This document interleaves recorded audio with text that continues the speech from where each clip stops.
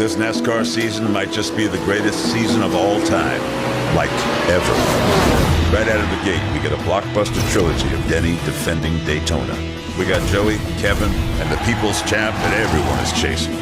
See what I did there? But it ain't all left turns. We're busting out of the oval and taking this tour on the road. Austin's a weird place, man. There's even a throwback race on Mother's Day. There she is. He was such a nice boy. That mane is majestic. Speaking of history, how about we throw these two in a confined space for the entire season and see what happens? Boom! All right, just rub a little dirt on it. I love the smell of fresh dirt in Bristol. And then a new team from North Carolina is joining the race. But we can't forget about the all-time fan favorite. I'm just here so I don't get fined. Look, all I'm saying is this might be the best season ever. Now that was how Fox would market the 2021 NASCAR Cup Series season, and it's not hard to see why. The major schedule shakeup, seeing 7 road courses on the schedule and a dirt race. Michael McDowell winning his first race 14 years into his career. Kyle Larson's amazing comeback. The rain race at Coda, Pocono's wild last lap, Eric Almirola's upset win at Loudon, Bubba Wallace's first win, the arrival of 3 new teams, and much more. But how would the 2021 season play out without the playoffs? Well, you know the drill. Let's break down the 2021 season.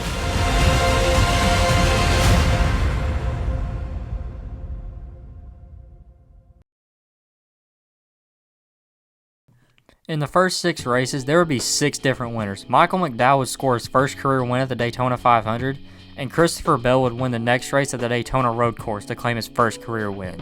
William Byron would win the next race at Homestead, and teammate Kyle Larson would win his first race since being reinstated at Las Vegas.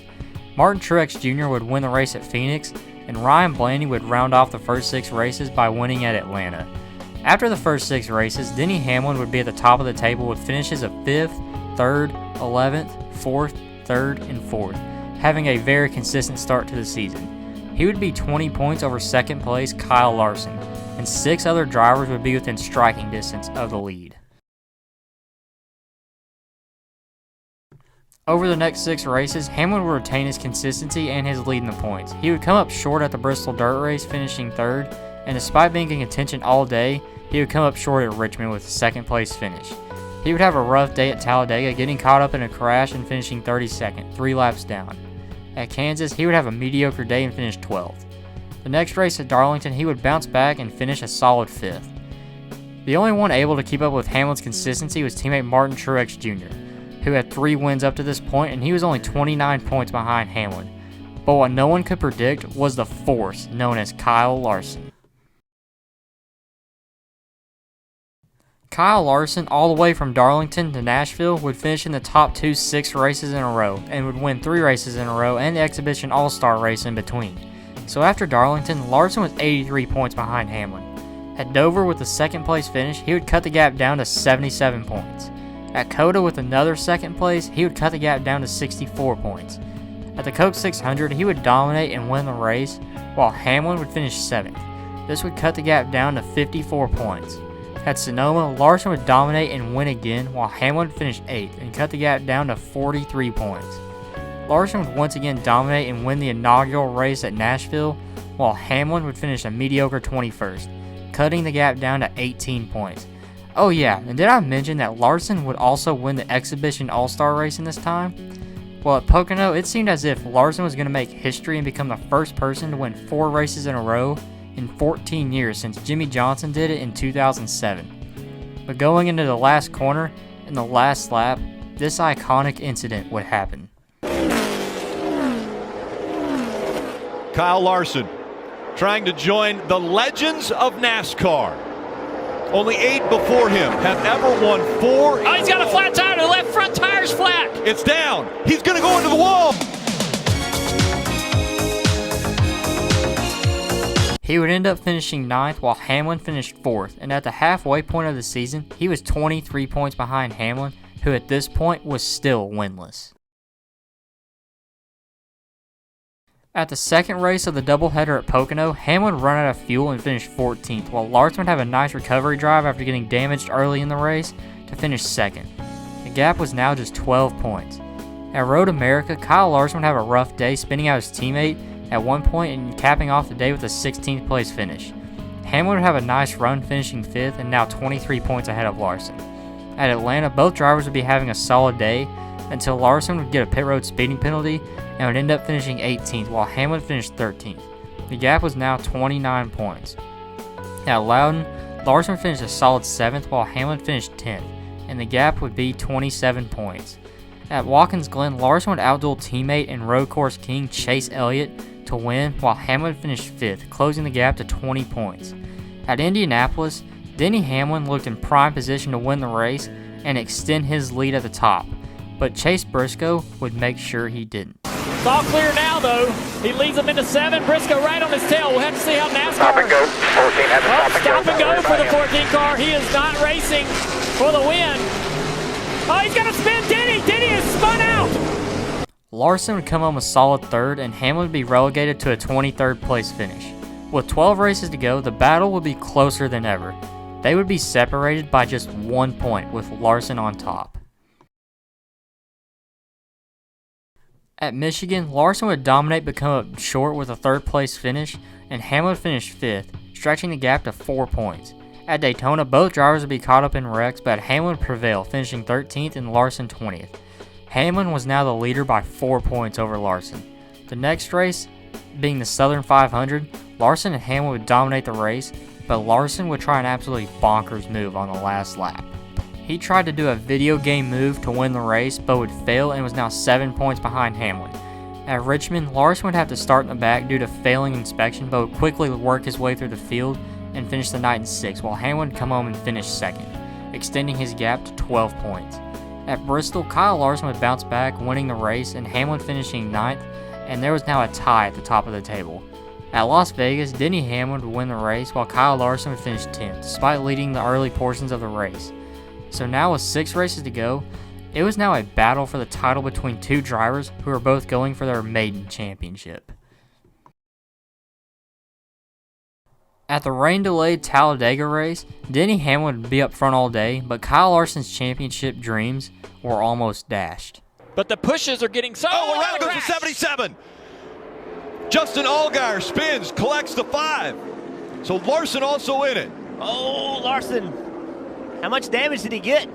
The 77 hit him in the door. I think the 5 got up against the fence as well. I got hit a ton. Quite a bit of damage to the right side there. My steering wheel is about 5 o'clock. Oh, well, at 5 o'clock, that's upside down nearly. He would finish 37th, while Hamlin would come home 7th. The gap was now 43 points and seemingly out of reach for Larson. At the Roval, Larson would have a strong car, but early in the race, his alternator would fail. There's a lot going on for Hendrick Motorsports in this shot. And Rick Hendrick I hope he's not watching, because this is not what he wants to see. Get it on. We're going to stay on the lead lap here, so Steven's going to do what he can. The alternator belt got kicked off. That's what happened to Kyle Larson. That's what they were looking for into the hood of the 48 as well. Plenty of time. Right, so there's the battery that comes out. Doesn't look like your battery at home. It's not going to. These batteries are built by the race team to be more powerful and lighter.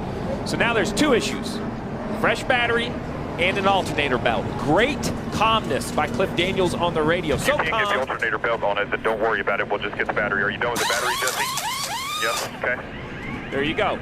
Battery, first priority. Fire the Alternator motor. belt would be great.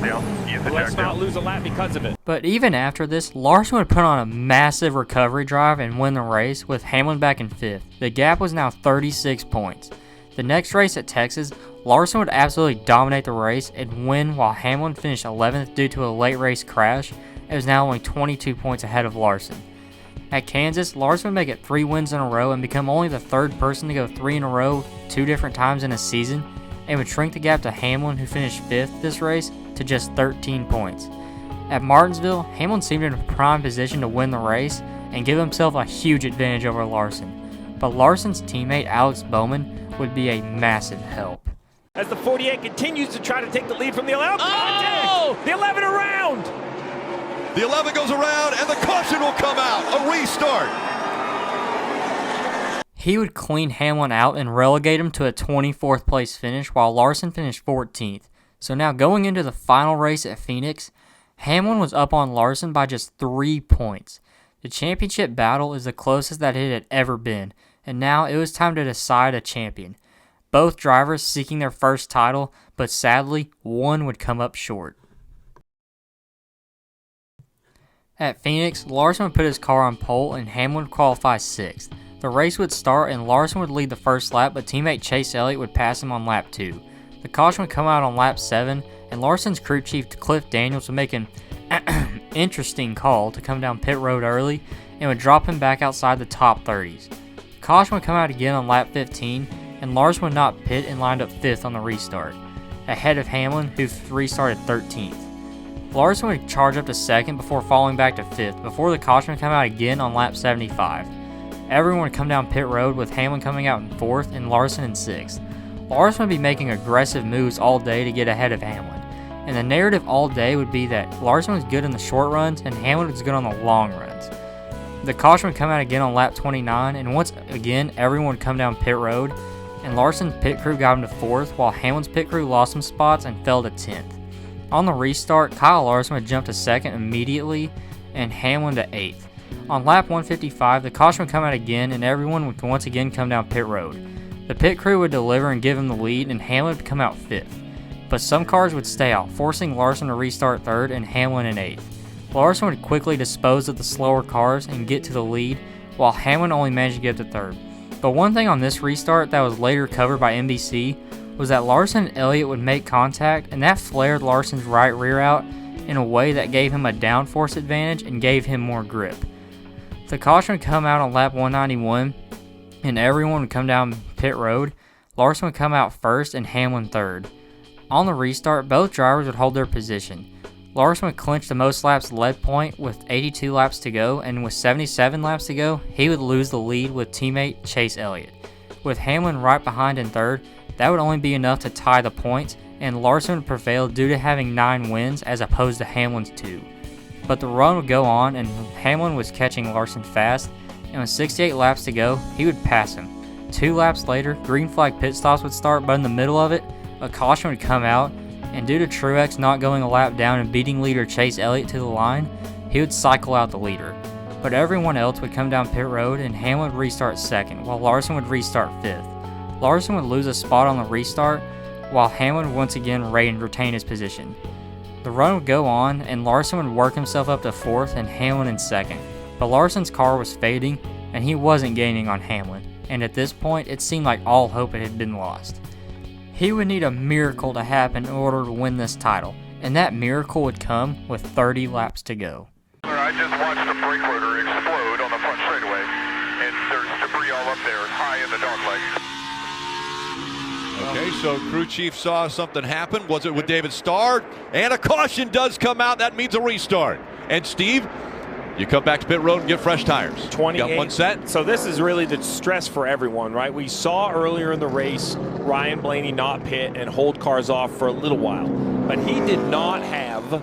David Starr's brake rotor would break and leave debris out on the track, and there would be one last pit stop. Hamlin's crew only managed to get him out in 2nd, but Larson's pit crew would come in clutch with an 11.7 second stop to get him to the lead. The race would restart, and there would be a 25-lap dash to the finish, and Larson would get a good restart while Hamlin would slip back to 3rd.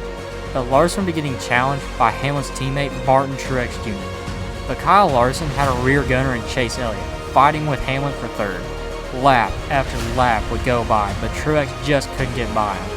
And Larson would hold off Truex, and he would go on to win the race and the championship, while Hamlin would finish 3rd, and for the 3rd year in a row would come up just short of his maiden title. Yeah, bitch!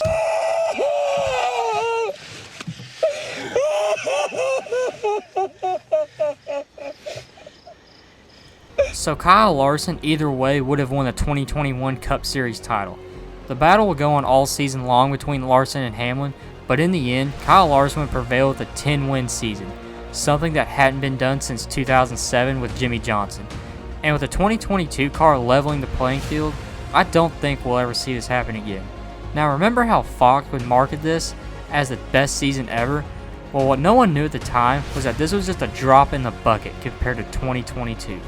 Well, that'll do it for today, guys. Thank you for watching, and there will be no video for the next 2 weeks because of the holidays, so I'll see you in 3 weeks for 2022.